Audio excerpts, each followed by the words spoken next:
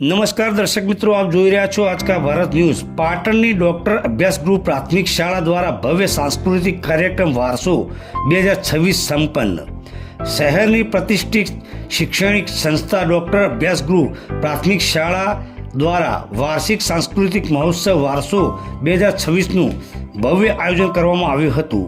આ કાર્યક્રમમાં શાળાના ભૂલકાઓએ પોતાની સુશિષ્ટ શક્તિઓ અને ભારતીય સંસ્કૃતિ ઝલક રજૂ કરી ઉપસ્થિત મેદનીને મગ્નમુગ્ધ કરી દીધી હતી। વિદ્યાર્થીઓ દ્વારા દેશભક્તિ ગીતો, પૌરાણિક નાટકો, લોકનૃત્યો અને આધુનિક સામાજિક સંદેશ આપતી કૃતિઓ રજૂ કરવામાં આવી હતી।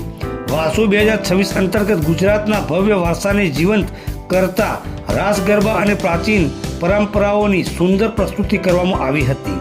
કાર્યક્રમમાં ઉદ્ઘાટન પ્રસંગે ઉત્તર ગુજરાત યુવક મંડળના પ્રમુખ જે.કે. પટેલ, ભૂતપૂર્વ વિદ્યાર્થીઓ અને દાતા મોતીભાઈ પટેલ, ડૉક્ટર અતુલ અગ્રવાલ, અશોકભાઈ વ્યાસ સહિતના અગ્રણીઓ, શિક્ષણવિદો અને મહાનુભાવો ઉપસ્થિત રહ્યા હતા। દીપ પ્રાગટ્ય દ્વારા કાર્યક્રમની મંગળ શરૂઆત કરવામાં આવી હતી। શાળાના આચાર્ય અને ટ્રસ્ટી મંડળ દ્વારા તેજસ્વી વિદ્યાર્થીઓને ઇનામી વિતરણ કરી પ્રોત્સાહિત કરવામાં આવ્યા હતા। શાળાના આચાર્યશ્રીએ જણાવ્યું હતું કે આવા કાર્યક્રમો દ્વારા વિદ્યાર્થીઓમાં આત્મવિશ્વાસ વધે છે અને તેઓ આપણી ભવ્ય સંસ્કૃતિ સાથે જોડાયેલા રહે છે। વારસો 2026 એ માત્ર મનોરંજન નહીં પણ નવી પેઢીને આપણા મૂલ્યો સમજવાનો એક પ્રયાસ છે। મોટી સંખ્યામાં વાલીઓ અને નાગરિકોએ હાજર રહી બાળકોના ઉત્સાહમાં વધારો કર્યો હતો। સમગ્ર કાર્યક્રમ સફળતાપૂર્વક સંપન્ન થયો હતો। Reporter Iqbal Shah, Aajka Bharat news, Patan.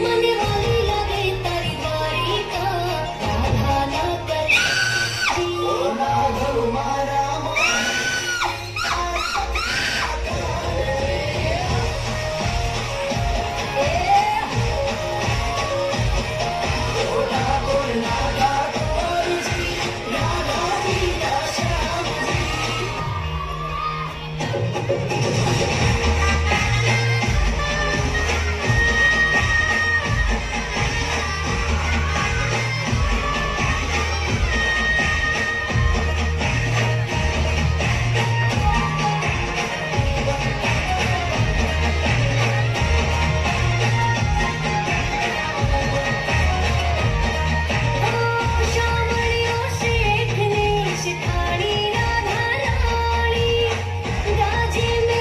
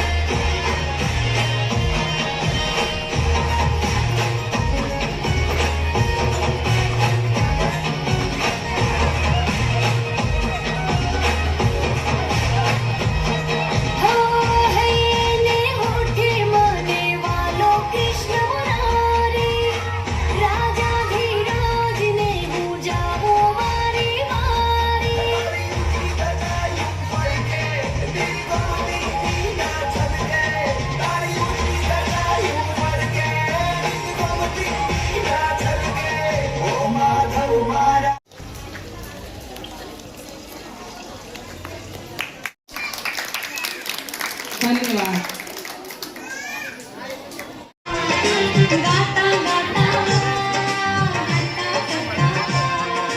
સંસ્કારોની વાત કરીએ છીએ અમે તો છોટાજી પણ વિચારો મોટાજી બાલુડાને ઓલ રચીશું અમે બનીશું નેતાજી છીએ અમે તો છોટાજી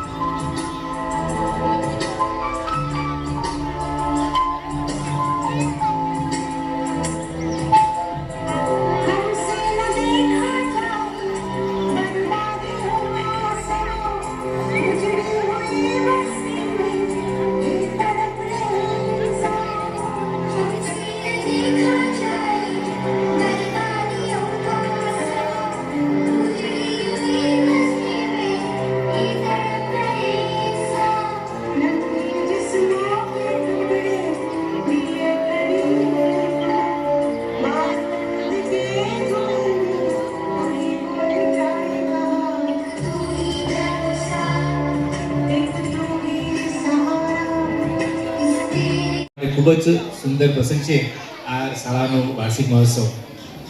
અમે આ શાળામાં ભણતા અમારી જેમ અમારી વખતે આવો વાર્ષિક મહોત્સવ નહોતો, એટલે અમને આવું વાર્ષિક મહોત્સવ આ શાળાનો માણવા નથી મળ્યો. આજે અમે માણીશું અમારી સાથે. આ કાર્યક્રમને ખૂબ ખૂબ શુભેચ્છા અમે પાઠવીએ છીએ અને અમારા વડીલ અને પ્રમુખ શ્રી અશોકભાઈ વ્યાસે કીધું છે કે અમે અહીંયા ભૂતપૂર્વ વિદ્યાર્થી એસોસિએશન આ શાળાનું બનાવ્યું છે. એની થોડીક ટાંકી આજે બેન અમને રજા લઈ અને કહ્યું કે આ ભૂતપૂર્વ એસોસિએશન અમે 2025માં ત્યારે શાળાનું 100 વર્ષ પૂરા થયા એ નિમિત્તે અમને અહીંયા ભેગા કર્યા હતા. એ પછી અમે આ ભૂતપૂર્વ વિદ્યાર્થી એસોસિએશન બનાવ્યું અને અમને લાગ્યું કે અમારે આ શાળા સાથે સતત જોડાયેલા રહેવું જોઈએ અને શાળાને અને શાળાના બાળકોને જે કંઈ મદદ થાય એવી મદદ કરવી જોઈએ. તો એ નિમિત્તે અમે ભેગા થયા, અમે એસોસિએશન બનાવ્યું, એનું ટ્રસ્ટ બનાવ્યું અને ત્યારબાદ અમે અમારી પ્રવૃત્તિ ચાલુ કરી. અને છેલ્લા 1 વર્ષમાં અમે સંતોષજનક ઘણી બધી પ્રવૃત્તિઓ કરી છે. એમાં સૌ પ્રથમ તો અમે ગયા વર્ષે બાળકોને વાર્ષિક પરીક્ષામાં જે સારા માર્ક્સથી ઉત્તીર્ણ થયા હતા એ તમામ બાળકોને અમે ઇનામ વિતરણ કર્યું. ત્યારબાદ અમને લાગ્યું કે શાળામાં બેન્ચીસ નથી. છેલ્લા 100 વર્ષથી શાળા ભણે છે, અહીંયા અભ્યાસ કરે છે બાળકો, પણ અહીંયા બેન્ચીસ નથી. તો અમને એમ લાગ્યું કે અહીંયા શાળાને બેન્ચીસ આપવી જોઈએ.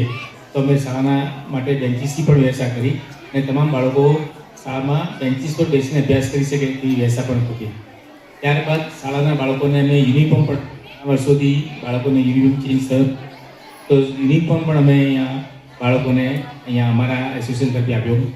ત્યારબાદ દાતાના મદદથી અમે બધા બાળકોને સ્કૂલ બેગ પણ આપી. ત્યારબાદ સ્વેટર, ગરમ સ્વેટર અને બૂટ, નવા બૂટ સરસ મજાના અમે બાળકોને લઈ આપ્યા.